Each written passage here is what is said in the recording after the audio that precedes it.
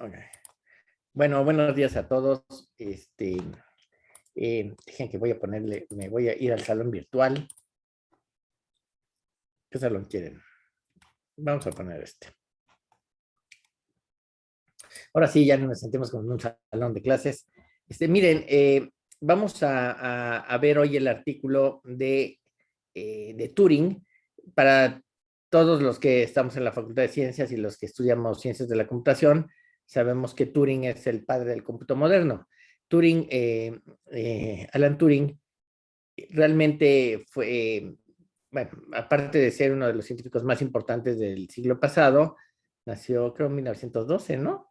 Y murió suicidado, dicen, en 1950 y tantos, me parece, 54, me parece.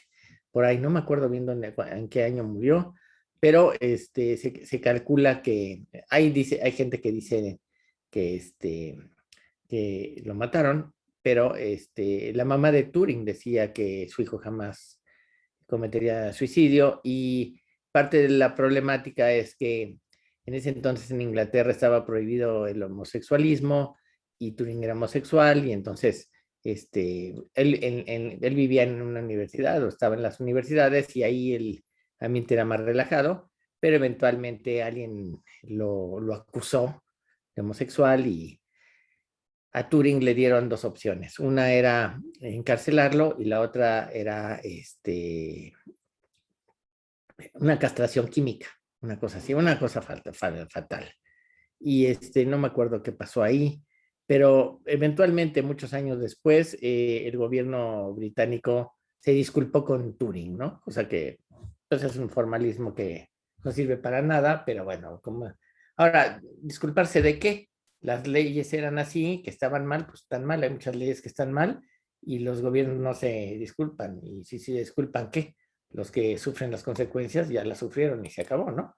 En fin, bueno, el caso es que Turing eh, trabajó en la Segunda Guerra Mundial tratando de descifrar el código de la máquina Enigma, que era la máquina con la que se mandaba información codificada entre los nazis, ¿no?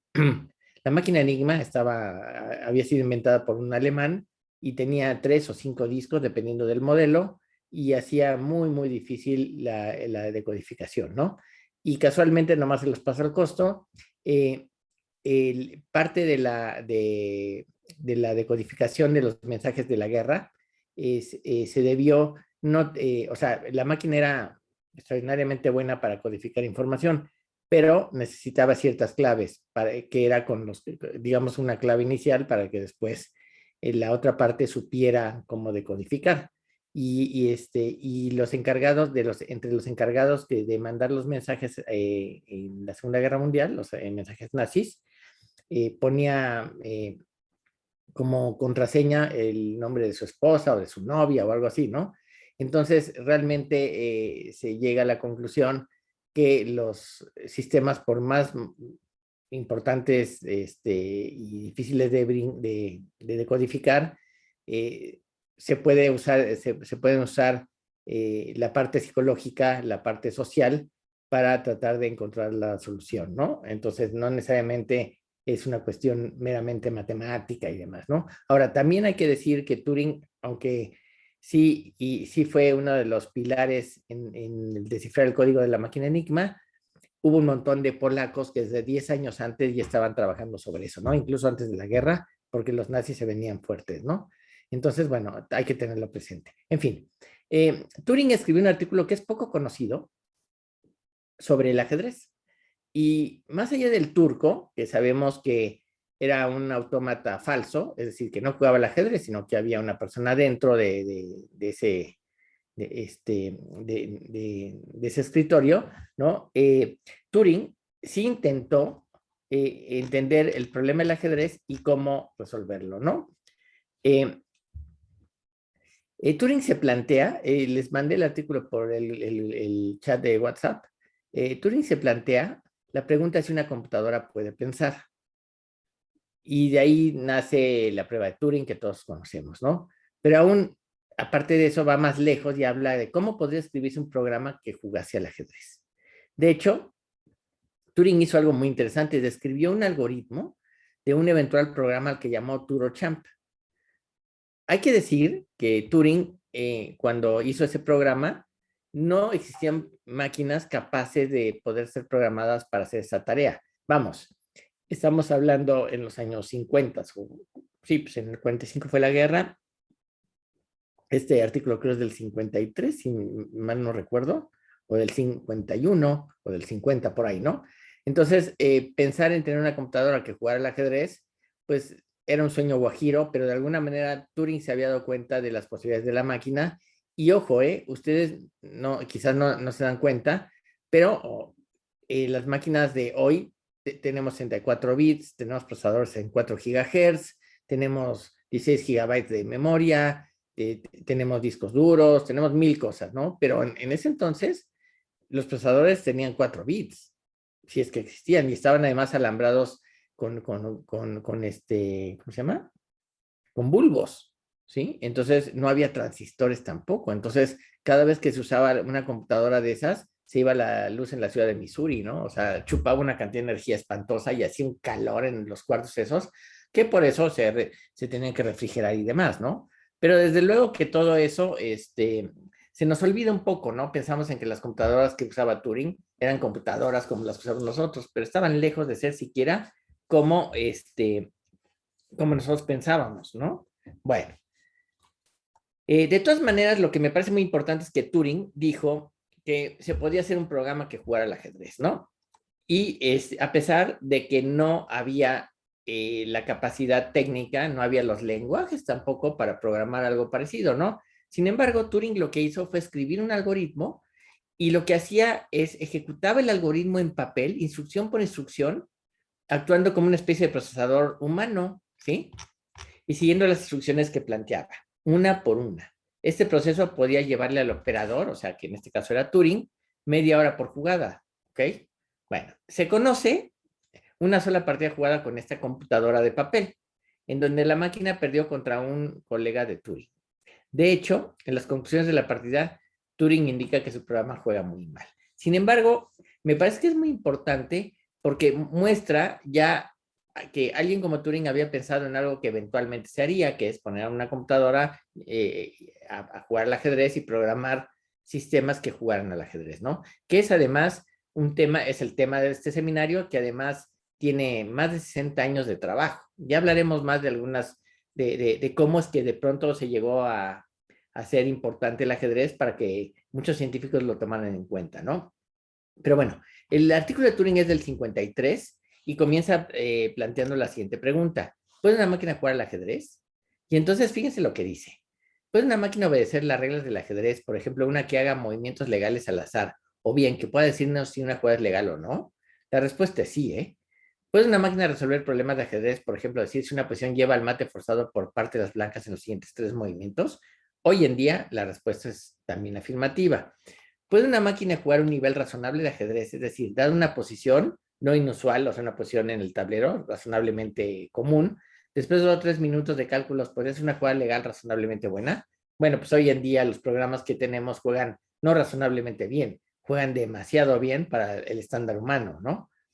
Y también se preguntaba, ¿puede una máquina no solo jugar al ajedrez, sino además mejorar su juego a partir de la experiencia adquirida en partidas pasadas? Eso no se ha hecho. Es decir, no existe ningún programa realmente que mejora su juego a partir de la experiencia adquirida en partidas pasadas.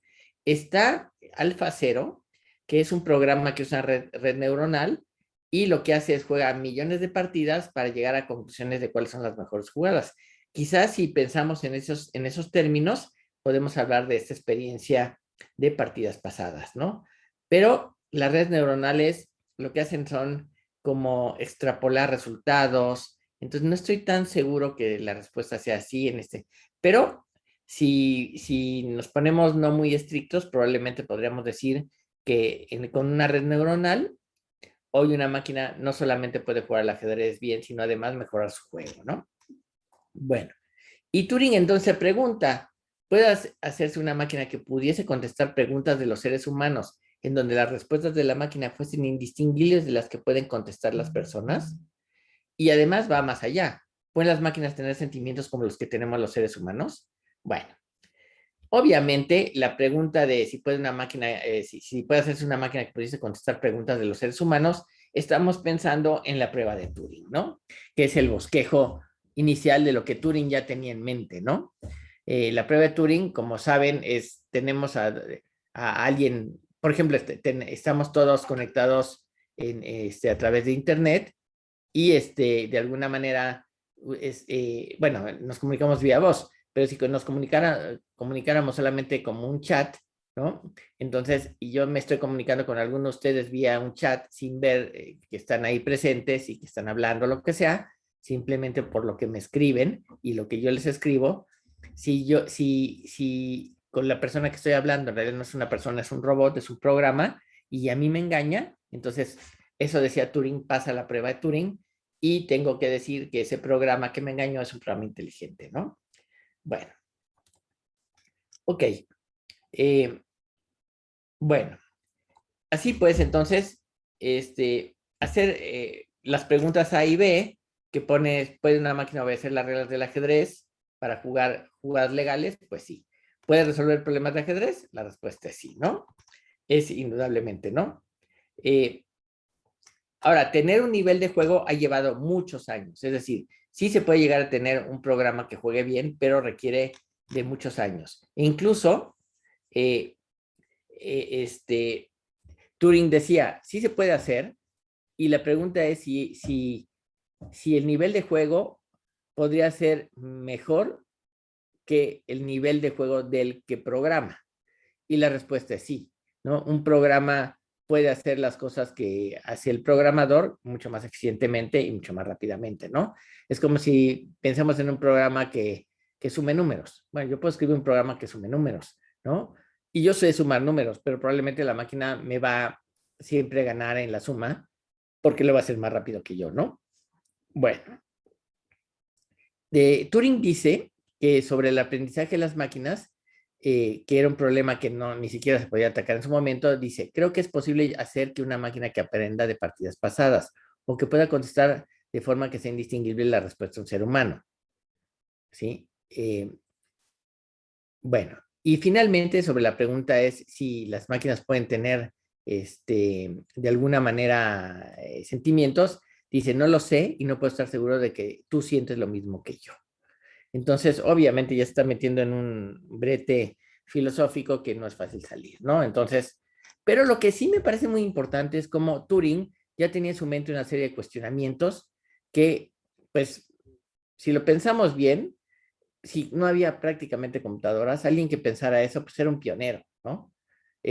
Cualquier teléfono moderno, por ejemplo, tiene millones de veces la capacidad de las máquinas que usó Turing en el cuarenta y tantos, que ni eran computadoras, eran equipos que querían ser como computadoras, ¿no? Pero bueno, hay que pensar que en 1953 el mundo era muy diferente a lo que es ahora, ¿no? En el 54 Turing murió, así que piensen todo lo que nos perdimos de lo que pudo haber hecho Turing, ¿no? Yo creo que si Turing viera las máquinas modernas estaría asombrado, ¿no? Bueno, para definir la posibilidad de hacer un programa que juegue al ajedrez, Turing hace algunas suposiciones. Por ejemplo, dice, la máquina debe ser programada con los recursos suficientes de almacenamiento. Bueno, ojo, Turing está pensando en su época, donde tener 4K de memoria era francamente, eh, ¿cómo se llama? Vamos, casi no había memoria, ¿no? Entonces, tener suficiente capacidad de memoria implica que se pueden guardar movimientos, se pueden guardar las evaluaciones, se pueden hacer muchas cosas, y Turing, de alguna manera, ya se había dado cuenta de eso, ¿no? Ahora, lo que dice Turing es algo muy interesante. Dice, si uno puede explicarle con la ayuda de símbolos matemáticos en inglés, ¿no? Si esto requirió cómo un cálculo debe hacerse, es siempre posible entonces programar una computadora digital que haga esos cálculos. Por supuesto, teniendo la capacidad de almacenamiento apropiada, ¿no? Turing plantea que para simplificar el problema, podemos asumir que la máquina es programada y que además juega con las piezas blancas, ¿no? Si la máquina tuviese una cantidad de memoria ilimitada y una velocidad infinita, una regla comparativa simple sería suficiente pues daría un resultado en el sentido de que no se puede mejorar.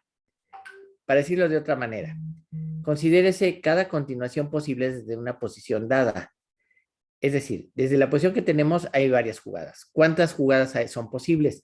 Más o menos les voy a decir, en un tablero de ajedrez, en una posición del medio juego, cuando ya ha pasado 10, 12 jugadas, más o menos hay 30 posibles movimientos por bando, por turno.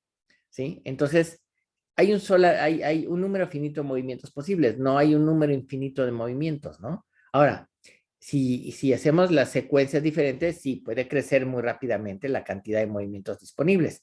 Pero si nada más vemos la jugada que sigue, tenemos, no sé, 30 jugadas. Si después tenemos que ver las jugadas del rival, son otras 30 más o menos, entonces tenemos 900 posibilidades. Y si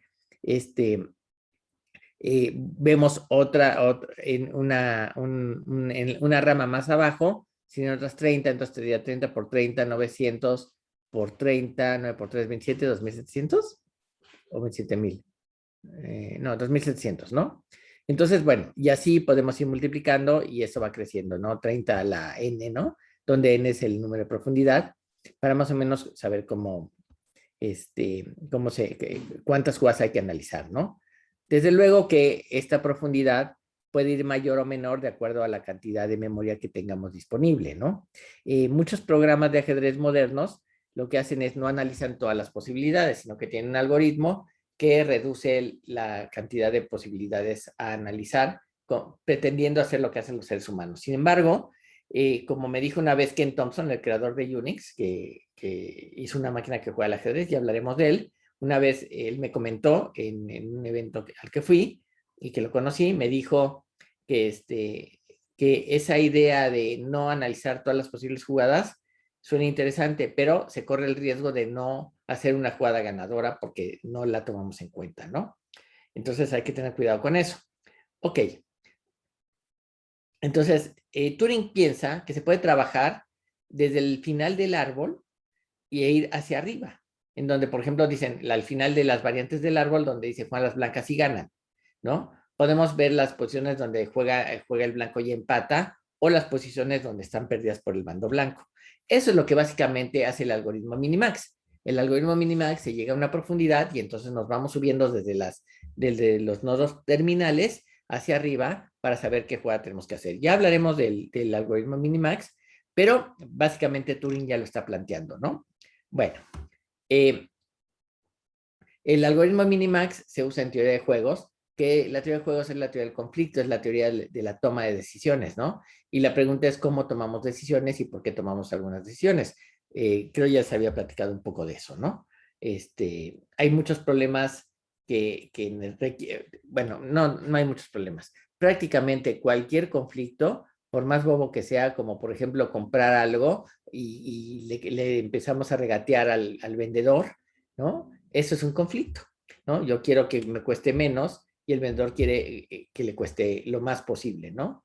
Y llegamos de pronto a un punto de equilibrio en donde los dos salimos satisfechos. El que compra dice, bueno, gasté una cantidad de dinero que me parece razonablemente, me parece razonable como para lo que compré, y el vendedor dice, bueno, gané una cantidad de dinero que me satisface, ¿no? Gané suficiente o gané más de lo que hubiera esperado, ¿no? Cuando un objeto que se quiere comprar está demasiado caro, pues obviamente no existe tal conflicto porque normalmente la gente no lo puede comprar, ¿no? Por ejemplo, nada más les pongo como ejemplo esto. Los que tienen coches así como Porsche o Ferraris o esas cosas en México, hay por ahí, había una tienda en Polanco donde vendían ese tipo de coches, ¿no? Esas tiendas, creo que la tienda esa de Polanco que está por ¿cómo se llama? Ejército Nacional y muy cerca de Pabellón Polanco, o está en Pabellón, estaba por Pabellón Polanco, esa tienda, no sé por qué se fue, pero esa tienda realmente no vende. O sea, vamos, vende, pero no le vende a nuevos clientes, sino que ya tiene una cartera de clientes que cada año le compra un coche, porque son gente de mucho dinero, entonces compran coches, ¿no?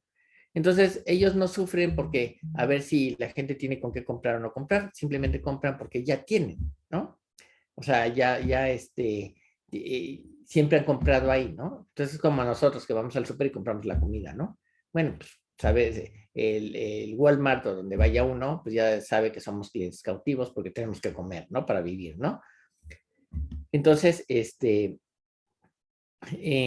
es, ahí sí no hay ningún conflicto que discutir, ¿no? El único conflicto es cuando uno llega a una tienda y ve 10 productos parecidos, ¿cuál compramos, no? El de marca libre o el de marca, o cuál nos gusta más o cuál es más barato. Entonces ahí es la toma de decisiones, ¿no? Entonces, bueno, Turing ya vislumbraba la necesidad de un algoritmo para encontrar la mejor jugada cuando se tiene un árbol de diferentes variantes.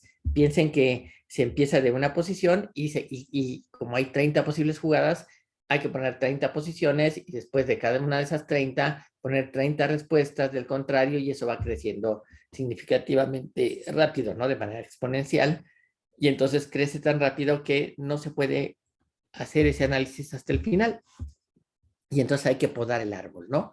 Podemos ir profundidad 4, profundidad 5, profundidad 10, ¿no? Dependiendo de la cantidad de piezas que haya, pero evidentemente llega un momento que ya no podemos más, ¿no? Porque nos quedamos sin memoria y porque el ajedrez requiere de más de 10 niveles o 15 o 20, no sé, ¿no? Entonces, ¿qué quiere decir eso? Que, por ejemplo, miren, si yo solamente veo la jugada que sigue, por ejemplo, imagínense que yo veo la jugada y la respuesta. Y si yo hago una jugada que entrega a la reina y el rival se la come, la evaluación podría ser que el que se come la reina ya ganó.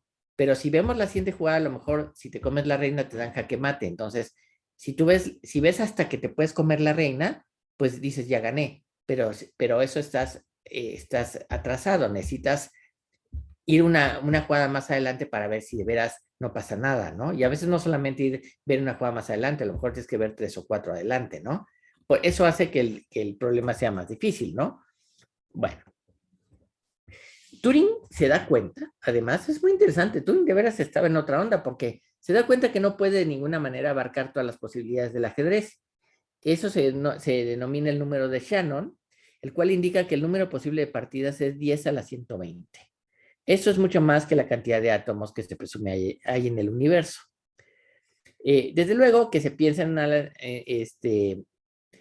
si pensamos en hacer un análisis de todas las posibles variantes de una posición, debe haber una especie de función de evaluación que pueda decirme qué jugadas son mejores que otras, ¿no? Entonces, imagínense, yo tengo una posición y le evalúo a través de una función, ¿sí? Una función que me dice, a ver, quién está atacando, qué piezas tengo, quién tiene más piezas, quién tiene menos piezas, etcétera. Y de ahí tengo un valor numérico que me dice que en realidad es un polinomio, que en general es lineal, y ese polinomio me dice si tengo más 1, más 2, más 10, más 20, lo que sea, ¿no? Y a su vez el contrario puede pensar igual, puede hacer esa evaluación, ¿no? Entonces, podemos ir evaluando cada posición que nos va dando, ¿no? Turing entiende que debe detenerse en algún momento, no puede ir hasta el final del árbol porque crece muy, muy rápido y nos quedamos sin memoria. Entonces, se da cuenta que la función que evalúa las posiciones de ajedrez es una heurística, es una regla que funciona normalmente en la mayoría de los casos, ¿no? Una heurística es, por ejemplo, decidir que nosotros, por ejemplo, vamos a cruzar la calle y entonces para cruzar la calle, pues nos vemos para un lado y para el otro, ¿no? A pesar de que la calle solo vaya en un sentido, ¿no? No vaya a pasar que llegue un salvaje y vaya en sentido contrario, ¿no? Entonces, lo que hacemos es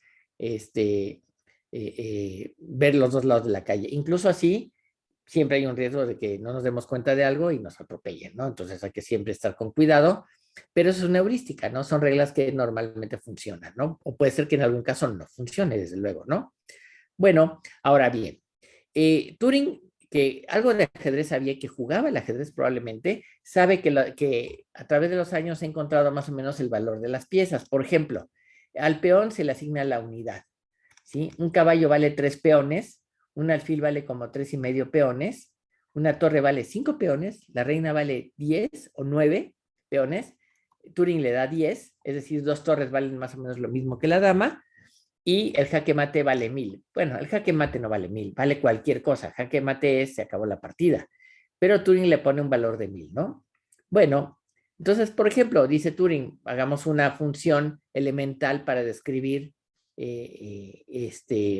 una manera para jugar al ajedrez, ¿no? Por ejemplo, podemos decir que la suma total de las fuerzas blancas, es decir, cuántos peones tiene, cuántos alfiles, cuántos caballos, ¿sí? Y podemos tener la suma de las piezas negras, es decir, podemos tener blancas entre negras, ¿sí? Podríamos tener, dice que esta división es mucho mayor que restar blancas menos negras, es decir, por ejemplo, si yo tengo 3 piezas y el otro tiene 3 piezas, son las mismas piezas, blancas menos negras me da 0, pero blancas entre negras me da 1, ¿sí? Entonces, Turing piensa que el valor de W entre B, o sea, blancas entre negras, white entre black, ¿no?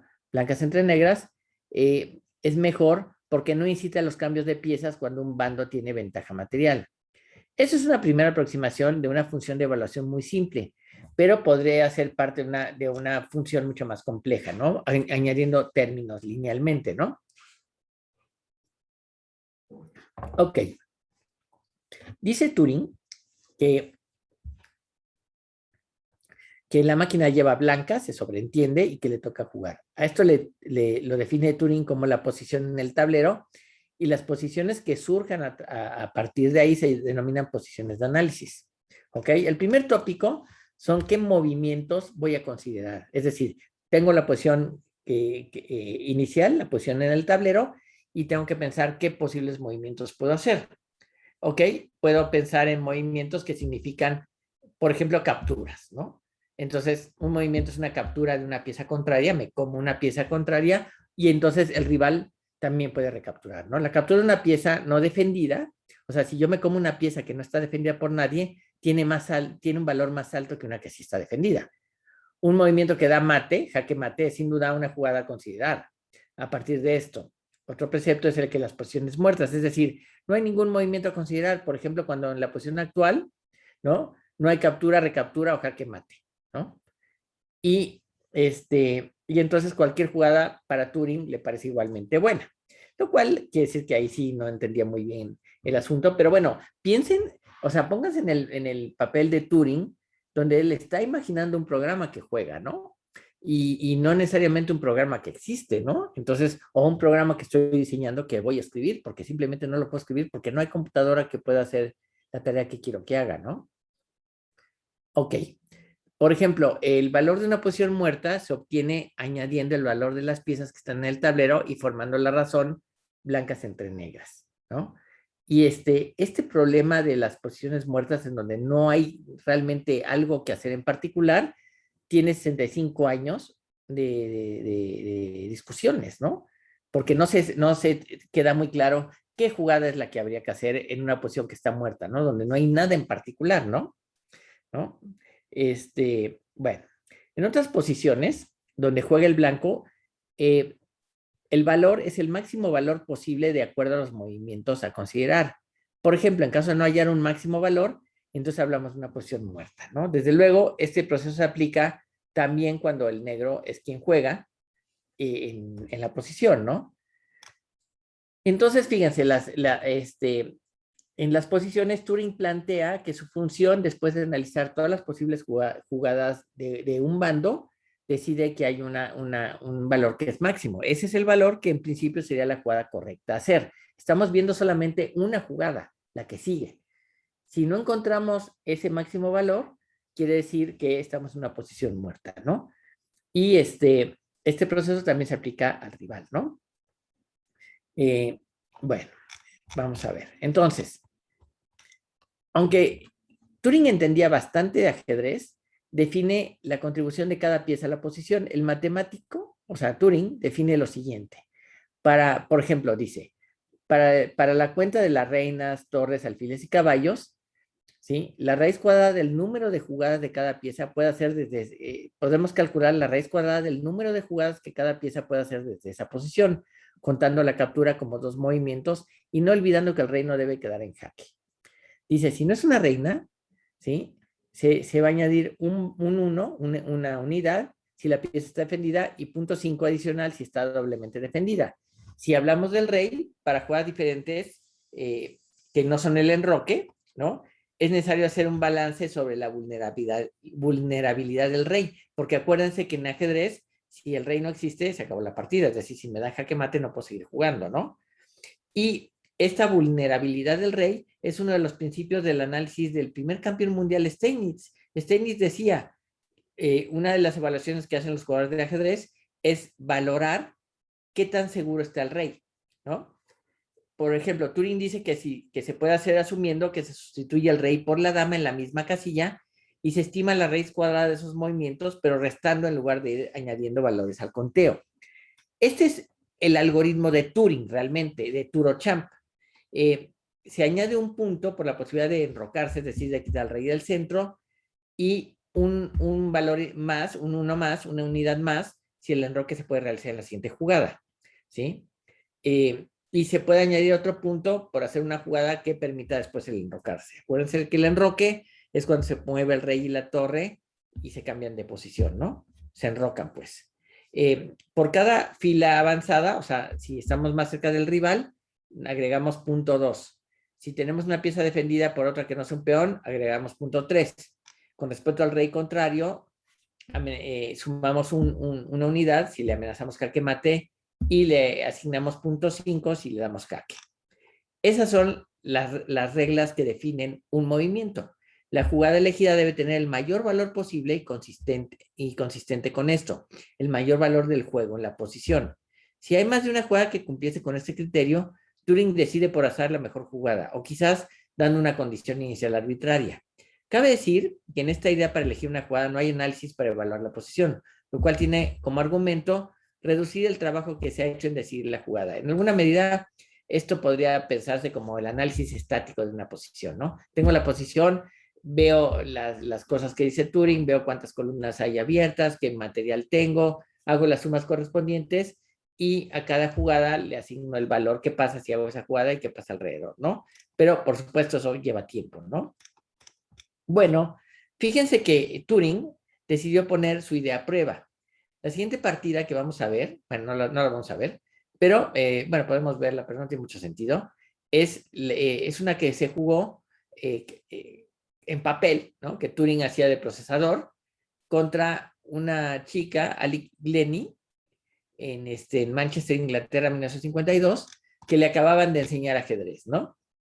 Y la máquina, bueno, o sea, Turing, con su algoritmo, pierde en 29 jugadas, ¿no? Turing entonces saca las conclusiones. Y eso es muy interesante. En los artículos científicos, siempre piensen en que si ustedes escriben sobre un tema, deben poner lo que quieren probar y después tienen que poner las pruebas que hicieron para demostrar lo que querían probar, ¿no? Y entonces dice, Turing critica muy fuertemente su programa, dice que no tiene ninguna protección, es indefendible contra el doble ataque de las piezas, que es cuando un peón ataca dos piezas, por ejemplo. Sin embargo, indica que el programa puede ver otro tipo de combinaciones. No parece ser difícil, dice Turing, el poder realizar mejoras sustanciales para, por ejemplo, evitar jaques dobles, o sea, que un caballo dé un jaque al rey o a dos piezas, ¿no? O bien un ataque con un peón a dos piezas, ¿no? Curiosamente indica que este tipo de posibles mejoras puede servir en el medio juego, pero probablemente no en el final, lo que indica que Turing entendía más de ajedrez de lo que se demostró en Turochamp. Bueno, y fíjense lo que dice Turing al respecto de su propio programa. Dice, es una caricatura de mi propio juego, el cual se basa en un análisis introspectivo de mis procesos de pensamiento al jugar al ajedrez. Suponer que esto implica que no se puede programar una máquina para jugar al ajedrez que juegue mejor que el creador del sistema es equivalente a decir que un animal menos pesado no puede comerse un animal más pesado. Eso, desde luego, Turing lo indica, también es falso, y su argumentación es tan cierta que los programas más fuertes actualmente son mucho mejores que los creadores, ¿no? 100 años después del nacimiento de Turing, en el año 2012, o sea, Turing nació en 1912, hay una empresa alemana que se llama Chessbase que escribe software para ajedrecistas, o sea, bases de datos, monografías de aperturas, en fin. Chessbase, esta empresa, que trabaja un alemán que se llama Friedel, amigo de Kasparov, ¿no? Escribió un programa de ajedrez que jugara como Turing lo había previsto. Los programadores de este motor tipo Turing, ¿no? Por llamarlo de esta manera, tuvieron que definir algunas cosas en su programa que el propio Turing no explicó. El programa se presentó como parte de los homenajes que se hicieron en honor a Alan Turing por sus 100 años de nacimiento. Esto fue en el 2012 y entonces se logró enfrentar al mejor jugador de todos los tiempos, Kasparov, con una versión moderna de lo que hubiese sido el programa de ajedrez planteado por Turing. Es decir, los alemanes, esta empresa alemana, escribió un programa de ajedrez de acuerdo a lo que Turing había dicho y pusieron a jugar ese programa contra Kasparov, ¿no? Y entonces en ese evento jugaron Kasparov contra el programa de Turing y Kasparov le dio mate en 16 jugadas al programa, ¿no? Lo cual pues habla de que pues no, tampoco jugaba tan bien, ¿no? Bueno, o sea, era un programa experimental, pero bueno, ya no hubo que esperar 30 minutos por jugada como Turing hacía, ¿no? Y fue un programa que se basaba en las ideas de Turing, ¿no? Entonces, finalmente, 100 años del nacimiento de Turing, pusieron a jugar al mejor jugador del mundo contra el programa de uno de los mejores científicos de todos los tiempos, ¿no? Que fue Turing, ¿no? Bueno, entonces, este es el artículo de Turing. Es un primer artículo muy importante y vamos a ver otro, que es el de Shannon. Claude Shannon, se le considera el padre de la informática, también le interesaba el ajedrez y escribió un programa mucho más, perdón, escribió un artículo mucho más técnico, menos fantasioso de alguna manera, porque ya había computadoras y además Shannon conoció a los programadores de los programas modernos, porque Shannon vivió hasta el 90 y tantos, me parece, y entonces incluso estuvo en los torneos de computadoras, fue invitado varias veces, en fin, ¿no?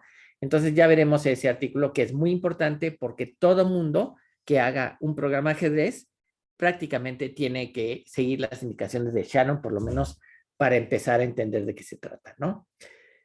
Bueno, eso sería con respecto al artículo. Ya se los mandé, échenle un vistazo. Les voy a mandar lo que hoy vimos aquí, que lo tengo escrito. Y les quería decir que por causas de fuerza mayor, es posible que el miércoles y viernes no tengamos clase.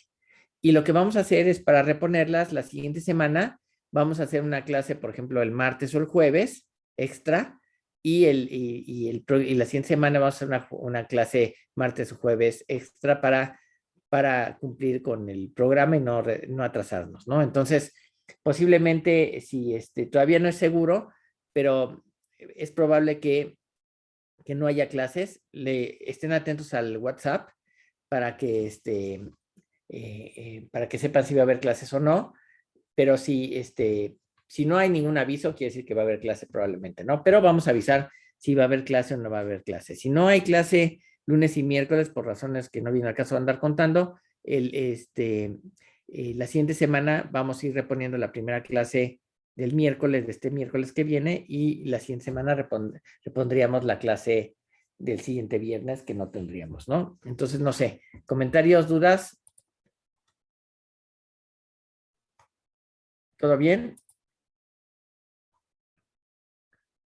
Bueno, si no tiene ninguna duda, ahora les voy a mandar el artículo de Turing para que lo tengan. Bueno, ya lo tienen, perdón, les voy a mandar el escrito que hice para lo de la clase y para que lo tengan. Ahí viene resumido lo que hizo Turing y les voy a mandar también el artículo de Shannon para que lo vayan viendo. Es un artículo largo, no hay que leerlo completo, pueden esperar a que yo les platique de qué se trata, pero sí sería bueno que lo tengan presente porque es el artículo más importante, es del 50, me parece, donde Shannon ya platica sobre un posible programa que juega al ajedrez, pero con muchas más bases que las de Turing, ¿no? Es un artículo que tiene, que es uno de los más famosos, precisamente porque todo el mundo sigue las indicaciones de Shannon, porque Shannon sí le pegó al gordo, ¿no? Él sí sabía lo que había que hacer, más que Turing, que especuló mucho, ¿no? Pero bueno, hay que reconocer que Turing no tenía las posibilidades que después hemos tenido todos por usar computadoras, ¿no? Entonces, pues les agradezco este asunto, vámonos a desayunar. Gracias, Carla. Y nos vemos entonces, bueno, no sé si nos vemos el miércoles o el viernes, o si no el lunes que viene, ¿no? pero lo que sí es, estén atentos al chat para saber si va a haber clase o no, ¿vale? Bueno, ¿algo más, Jessica? No, profe, todo bien. Bueno, muy bien. Entonces, pues entonces, aquí lo dejamos y al rato les voy a mandar también los enlaces de la clase pasada donde viene la tarea y que tienen que hacer para este viernes que viene y ¿cómo se llama? Y el video de esta clase, ¿no? De hecho, como no sabemos si va a haber clase miércoles y viernes, vamos a dejar la tarea para el siguiente lunes.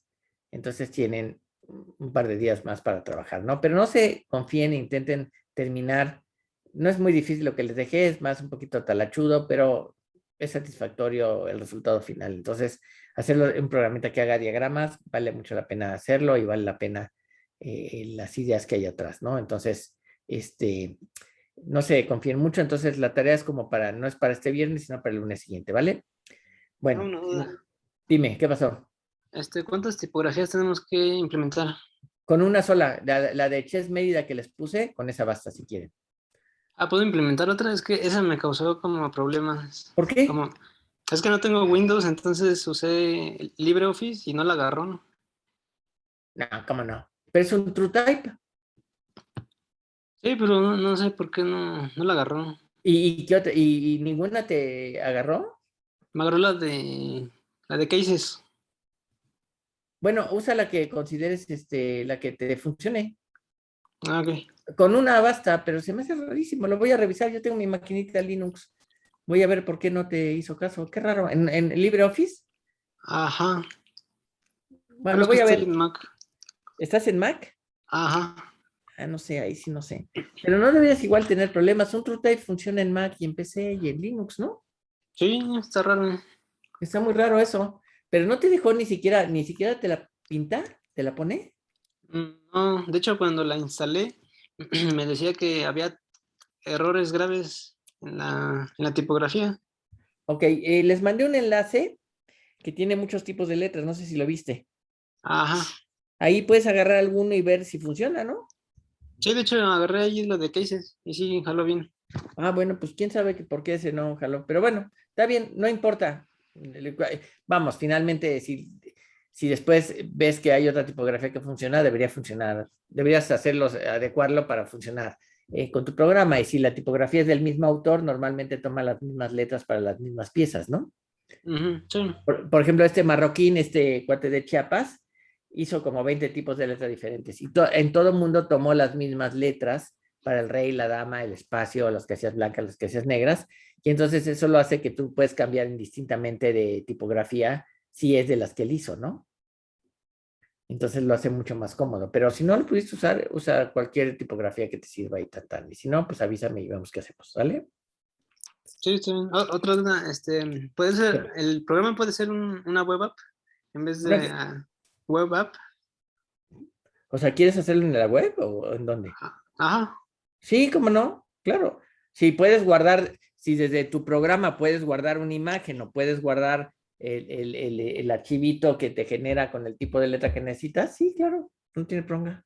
Es más, probablemente tengas que guardar un archivo con la posición, con la tipografía, pero le vas a tener que decir al usuario que use tal tipografía y que se la cambie, ¿no? No creo para que no la cambies tú, ¿no? Ajá, ok. En el documento, ¿no? Por ejemplo, yo tengo un programa que si quiero, tengo un programa que pasa en proceso digital de imágenes, que pasa una imagen a blancos y negros y pone dados. Pero le digo, yo tengo una tipografía de dados, ¿no? Entonces le digo al usuario, bueno, este es el archivo, pero vas a ver letras y tú tienes que pasarlas a la tipografía de dados, ¿no? Entonces, cámbiale por la tipografía dados.ttf, ¿no? Que es TrueType. Te la tienes que cambiar tú a mano, ¿no? O sea, es como si poner Times Roman o poner Courier, ¿no? Marcas lo que quieres y le pones el tipo de letra que quieras, ¿no? Eso lo tienes que hacer aparte, ¿no? Pero bueno, ahí, cuando lo termines, mándamelo, o mándaselo también mándaselo a Jessica, lo revisamos y vemos si vemos cómo funciona y si hay que hacer correcciones, te avisamos. No pasa nada, ¿sale? Ok, está bien. Va, fenomenal. Bueno, pues a desayunar. Gracias. Nos vemos si no nos vemos el miércoles o viernes, nos vemos el siguiente lunes y probablemente el siguiente martes o el siguiente jueves. Ya lo discutimos el lunes, ¿vale? Gracias. Nos Gracias, vemos. hasta luego. Gracias, Carla, Juan, Cristian, José Fernando, Jessica, Manuel, todos. Gracias. Gracias a mí. Órale. Sale, bye. Bye.